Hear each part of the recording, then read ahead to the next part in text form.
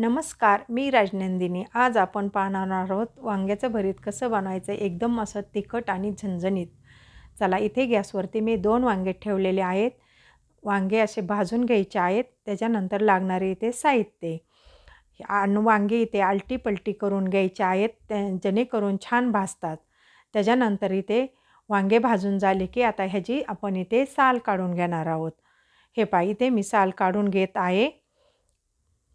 साल काढून झालेले आहे. त्याच्यानंतर इथे चाकूच्या साहाय्याने इथे ह्याचे कट करून घ्यायचे आहे. त्याच्यानंतर इथे मी सर्व साहित्य चिरून वगैरे घेतलेले आहे. त्याच्यानंतर गॅसवरती तेल ठेवलं आहे. त्याच्यामध्ये जिरं घातले आहे. त्याच्यानंतर हिरवी मिरची आणि लसूण परतून घेतला आहे आणि त्याच्यानंतर इथे कांदा घातला आहे. कांदा चांगला असा परतून घ्यायचा आहे पूर्ण चॉकलेटी होईपर्यंत. हे पहा इथे कांदा चिरून झालेला आहे.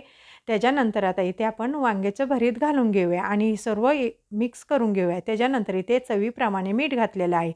त्याच्यानंतर इथे फ्रेश कोथिंबीर घातली आहे. परत हे चांगलं हलवून घ्यायचं आहे.